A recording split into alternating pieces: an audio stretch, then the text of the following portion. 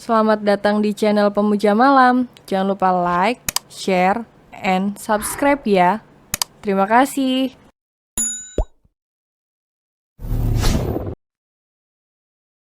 Chapter 18. Apa aku cantik?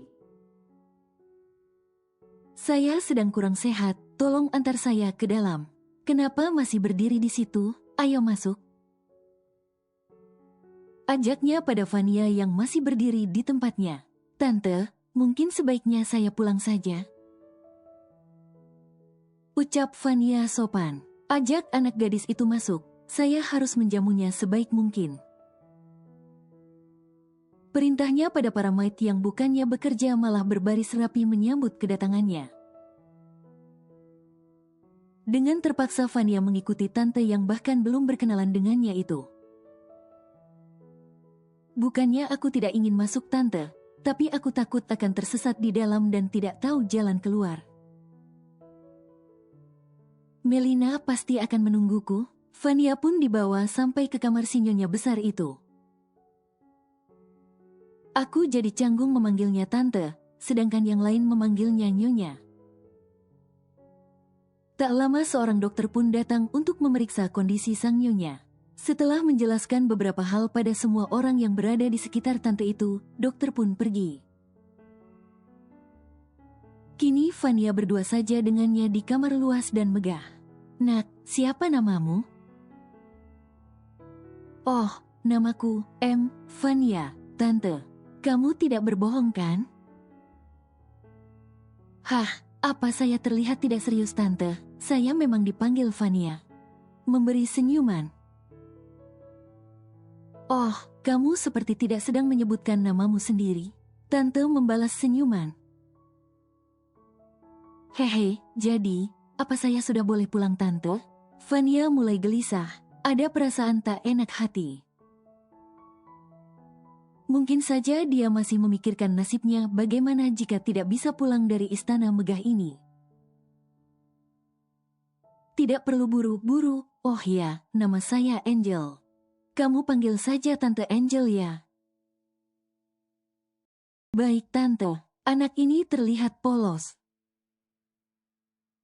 Vania, berapa umurmu? Baru melewati 22 tahun Tante. Oh, si Tante membulatkan bibirnya. Apa aktivitasmu? Kamu sedang kuliah atau bekerja? Saya tidak dua-duanya Tante, saya pengangguran. Ah, ini memalukan, sambungnya dalam hati. Angel yang mengerti akan ekspresi wajah tak enak itu pun hanya tersenyum menanggapi. Bagaimana kalau kau menjadi menantuku saja? Batin Angel.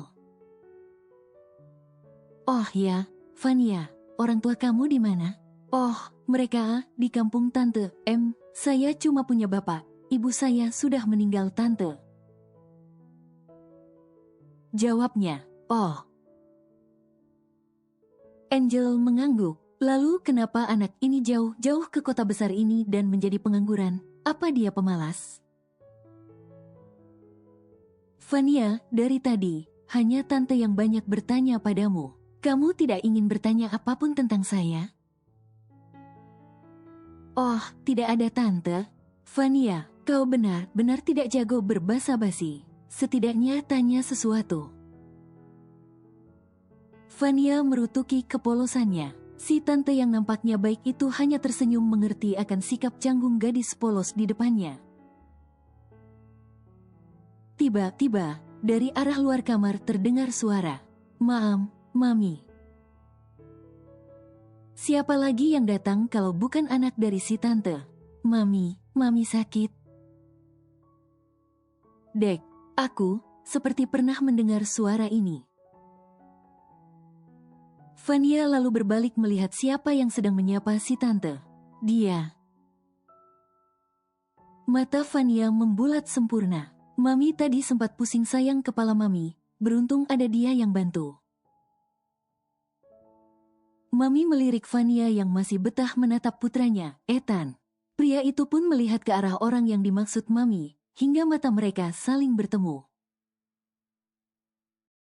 Dek, apa aku mengenalnya? Kenapa dia tampak tidak asing? Batin Ethan dengan perasaan gugup. Anak gadis ini sepertinya menyukai putraku. Mami berdehem sehingga menyadarkan Ethan dan Vania yang saling menatap.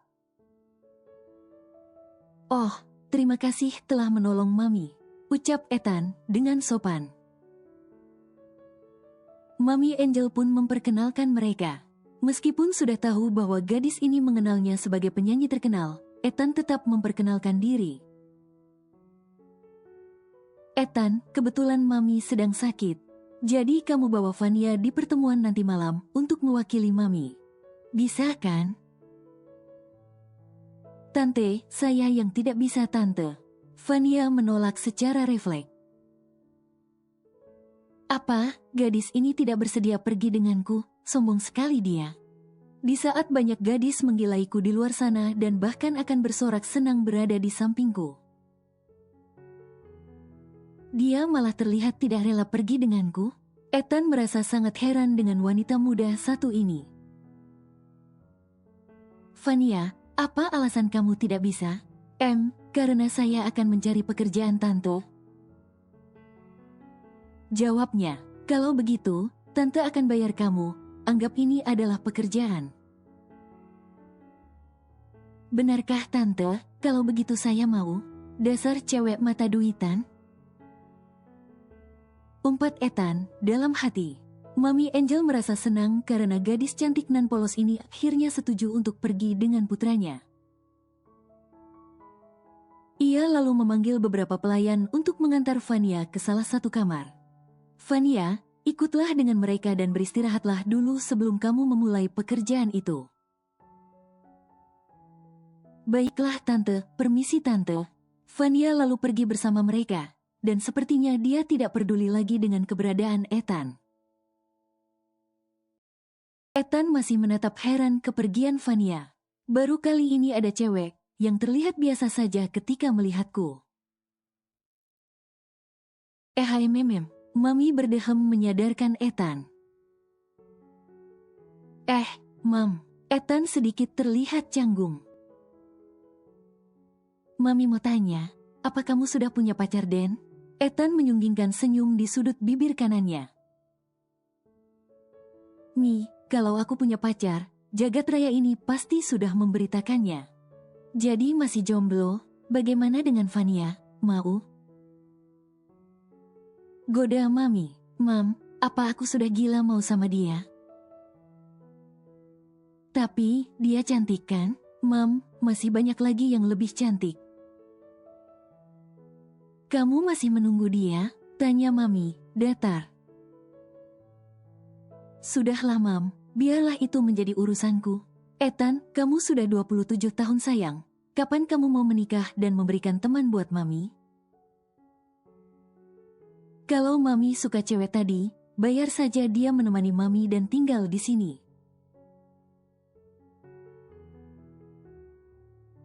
Melina sedang dalam perjalanan menuju butik ternama sebagai tempat kerjanya. Ya, sepulang kuliah, Melina bekerja part-time di butik ini sejak 2 minggu terakhir ini.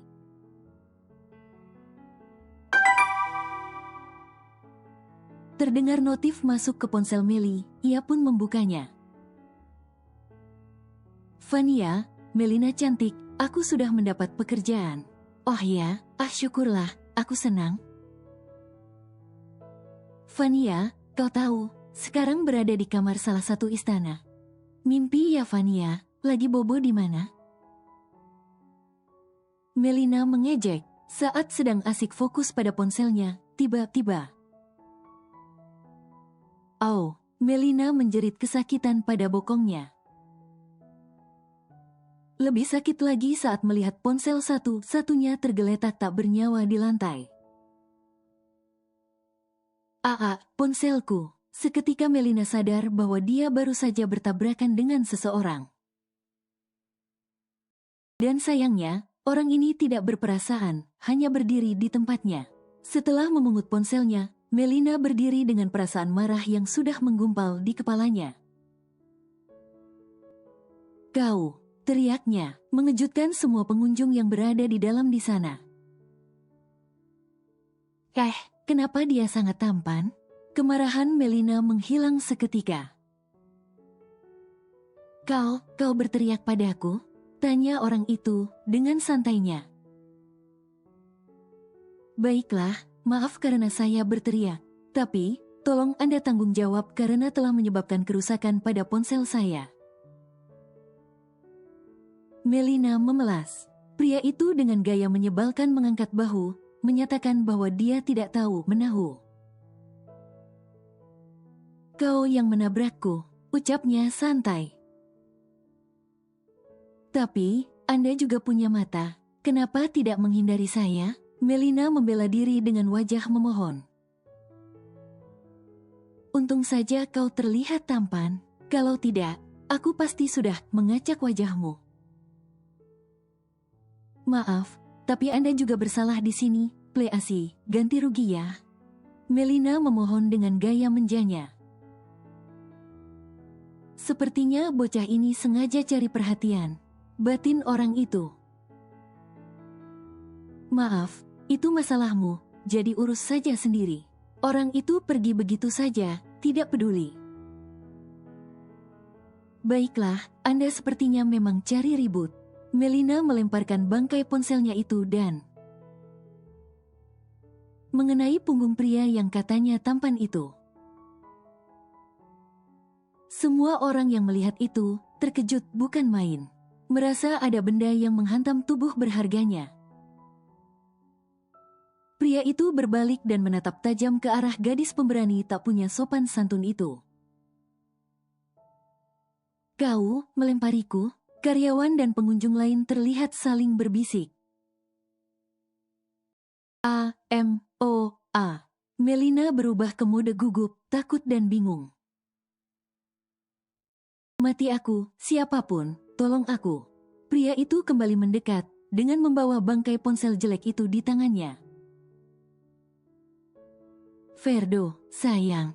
Ibu bos butik itu menghampiri Ferdo. Ya, Ferdo Barata, dan yang menghampirinya adalah Mama Fema. Siapa lagi? Jadi, makhluk tampan ini adalah kekasih ibu bos atau suaminya kah? Tamat, aku akan berakhir. Iya, Ma, jawab Ferdo. Fix, mereka suami istri. Melina hanya bisa membatin. Ada apa ini sayang? Tanya Fema. Tidak apa-apa mah. Tidak apa-apa batokmu. Kau menghancurkan ponselku satu-satunya Kamfrit. Oh, Meli, kamu baru datang? Fema beralih ke Melina. Iya Bu, jawabnya sopan. Jadi gadis kasar ini bekerja di sini? Ma, dia bekerja di sini? Tanya Ferdo. Iya sayang, dia baru bekerja di sini. Kalian mau kenalan? Mel, kenalkan ini putra saya, Ferdo. Mama tersenyum manis. What, mereka ibu dan anak? Oh Lord, sepertinya aku akan ditendang dari pekerjaan ini tanpa dibayar 1 rupiah pun. Melina menatap keduanya bergantian. Apa lihat, kau mau bilang apa? Ferdo menyadari keterkejutan Melina akan hubungan antara dirinya dan Mama. Oh, maaf, hai nama saya Melina Bang. Bang, memangnya aku tukang ojek? Sensi kali ini orang. Jadi aku harus memanggilmu apa, Mas? Belum tentu kau orang Jawa. Panggil Pak, bisa kau akan melemparku ke laut? Panggil Tuan, tidak mungkin. Aku bukanlah pelayanmu. Oh, iya, sorry Kak. Ucap Melina, berharap itu adalah pilihan yang tepat. Pria itu menatap Melina dengan menaikkan satu alisnya. Kak, sejak kapan kau jadi adikku? Stop, kalian berdua kenapa sih? Mama cuma mengenalkan kalian, tapi kenapa bicara harus pakai urat begitu? Mama menatap Ferdo. Melina, lakukan pekerjaanmu. Ferdo, ayo kita pergi. Fema menyeret putranya seperti seorang anak kecil padahal sudah berusia 27 tahun, tapi masih jomblo.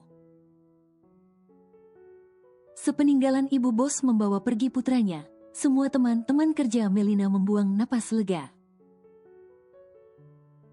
Mel, sabar ya, tapi kenapa kau seberani itu? Melina hanya diam. Di perjalanan, Fer, kamu ya, bisa-bisanya bertingkah seperti tadi. Ingat umur, gadis itu bahkan masih 22. Apa, dia seumuran Marsha? Ferdo terlihat sedikit terkejut. Iya, dia kebetulan seumuran adik kamu. Dia juga cantik, putih, kulitnya terawat, rambutnya bagus. Kalau Marsha ada bersama kita, pasti dia juga seperti Melina. Mama mulai menitikkan air mata. Ferdo menggenggam jemari ibunya itu. Ma, sabar ya, Ferdo akan cari Marsha. Fer, apa kira-kira Marsha kita tumbuh menjadi gadis cantik juga? Apa kulitnya terawat? Apa rambutnya masih panjang dan sehat? Ma, sudah, jangan nangis lagi, Ma. Bolak-balik para pelayan membawa gaun untuk Fania untuk dipakainya menghadiri acara yang dimaksud. Akan tetapi, tak ada satupun yang diterima oleh Fania. Gadis itu bahkan tidak mencobanya. Maaf, saya sudah bilang, saya tidak mau memakai pakaian tanpa lengan. Mengertilah Nona, ini adalah pakaian yang sesuai dengan selera Nyonya dan Tuan Ethan. Fania tetap menggeleng. Aku tidak mau pakai kalau tanpa lengan.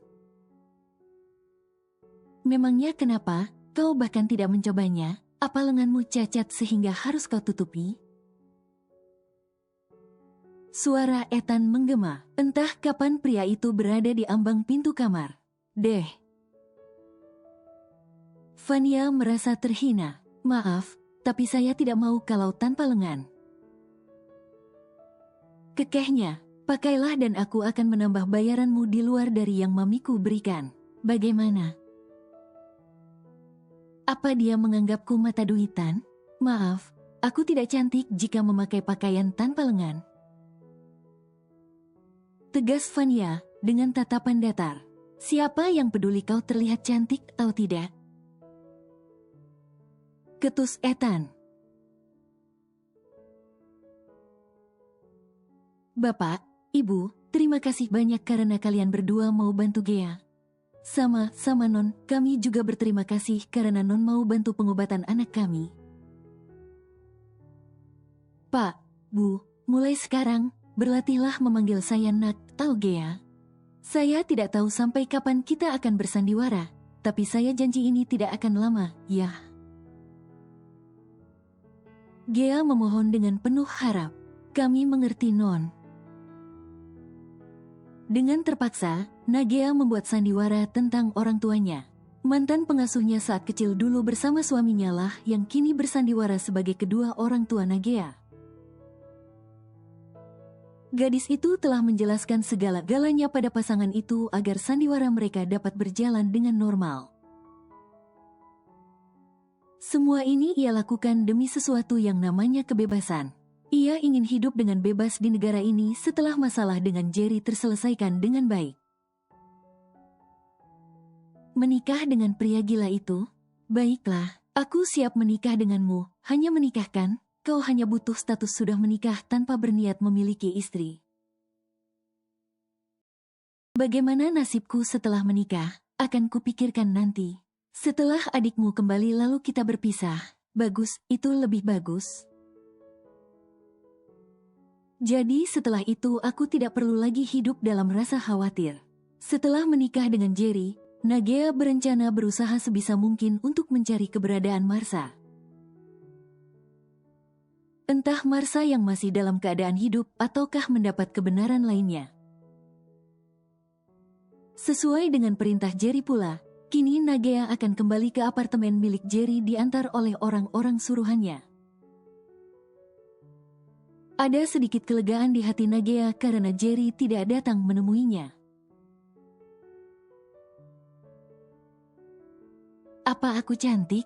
Tanya Vania dengan pedenya, memutar-mutar tubuhnya di depan cermin setelah mengenakan dress kasual yang disukainya. Jangan lupa, orang yang ia tanya adalah Ethan yang juga berada di dekatnya.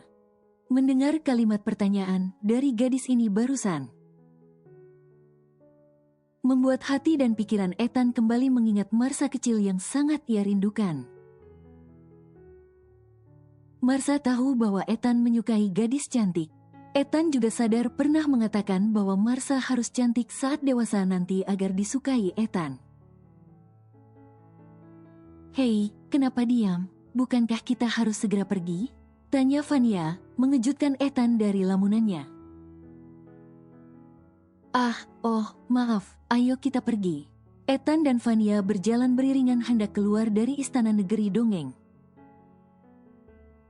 Ethan, Vania, tunggu dulu. Mami muncul entah dari mana. Ya, ada apa, Mam? Wah, Vania, kamu sangat cantik. Mama menyentuh rambut Vania. Biasa aja kali, Mam. Celetuk Ethan. Dan, apa nanti kamu mengantar Vania langsung pulang ke tempatnya? Atau kembali ke sini? Maaf, saya menjawab tante. Setelah acaranya selesai, saya akan langsung pulang ke tempat saya. Terang Vania. Oh, kalau begitu, ini bayaran kamu. Mama menyerahkan sebuah amplop berisi uang kepada Vania. Tentu saja gadis itu menerimanya dengan senang hati. Entah kenapa, Vania dengan rasa penasaran membuka amplop tersebut dan segera membekap mulutnya sendiri. Tante, kenapa bayarannya sangat banyak? Pekerjaan seperti apa yang akan saya lakukan di sana? Vania mulai merasa panik sendiri. Ethan hanya melirik heran atas ekspresi Vania. Itu sudah bayaran kamu cantik, kamu hanya perlu berada di samping putra saya selama di sana. Mami melirik Ethan, demikian juga dengan Vania. Jangan bilang, pria ini tidak bisa bawa diri saat berada di tempat orang lain dan harus dijaga ekstra. Ada apa dengan ekspresimu? Ethan menatap protes ke arah Vania. Tidak, maaf. Sudah sayang, bawa saja, itu buat kamu. Mami memaksa Vania membawa uang banyak itu.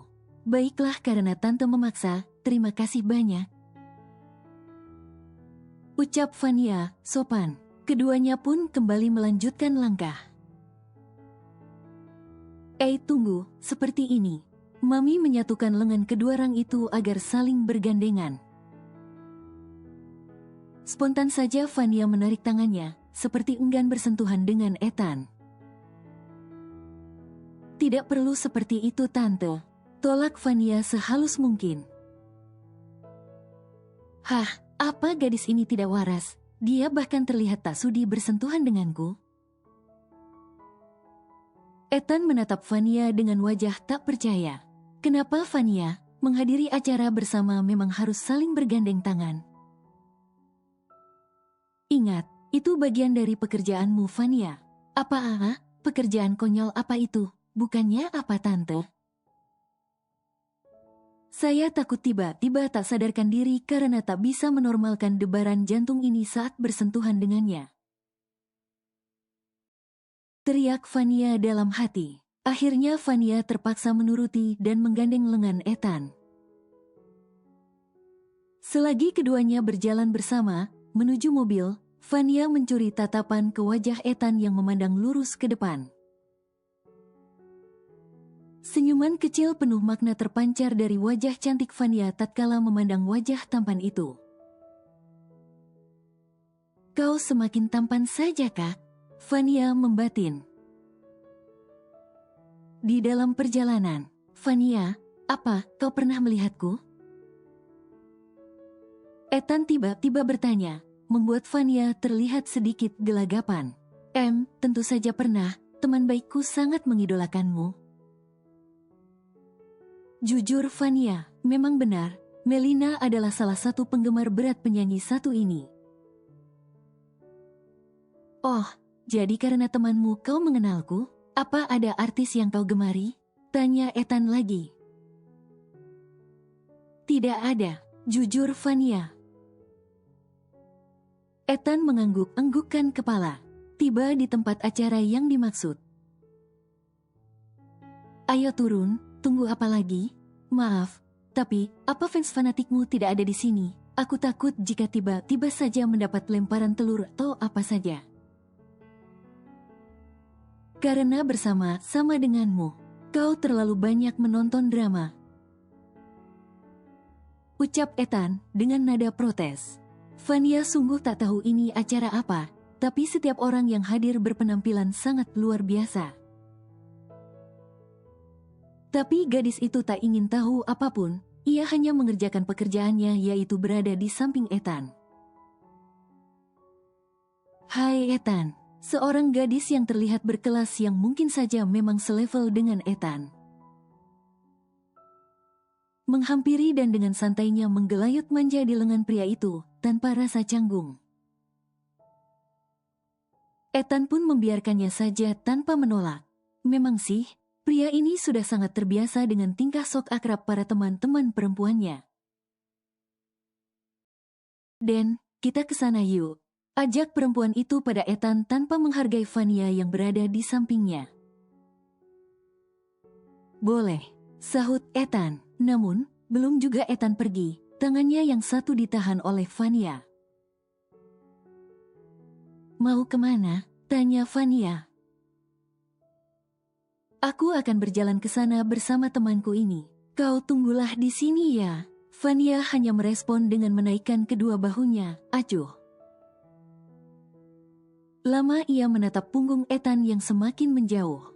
Lebih baik aku pulang saja. Vania pun pergi dari sana. Setelah kembali ke tempat di mana ia tadi pamit kepada Vania untuk pergi sebentar dengan teman wanitanya. Ethan tak lagi melihat keberadaan Vania. Dengan perasaan sedikit khawatir, Ethan bolak-balik mencari keberadaan Vania, namun tak kunjung ia temukan. Di tempat lain, Melina cantik buka pintunya. Vania menggedor-gedor pintu bangsal kecil itu. Kepulangan Vania disambut dengan wajah sedih dan mata sembab milik sahabat satu-satunya, Melina.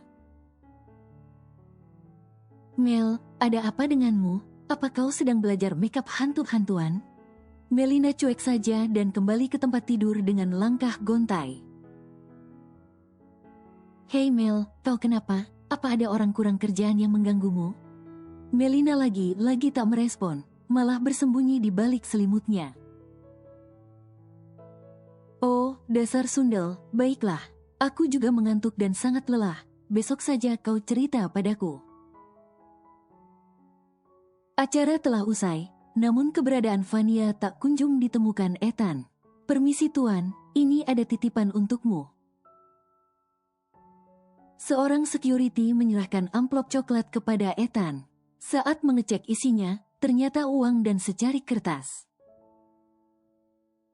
Tuan Ethan L. Yaret yang terhormat, karena Anda telah memiliki seseorang yang bisa berada di samping Anda. Jadi daripada bingung sendirian, saya memilih untuk pulang. Saya titip sisa upah ini, tolong sampaikan kepada tante bahwa saya tidak menuntaskan pekerjaan, jadi saya mengurangi upah saya. Terima kasih banyak, dari Vania. Hah, jadi dia pulang? Ethan lagi keheranan oleh tingkah seorang Vania. Ia pun masuk ke mobilnya. Bisanya dia pulang? Ethan sungguh sulit mempercayai tindakan Vania. Di perjalanan, Ethan tak henti-hentinya memikirkan Vania. Dek, bahkan jantungnya pun ikut terpacu hanya karena memikirkan seorang Vania.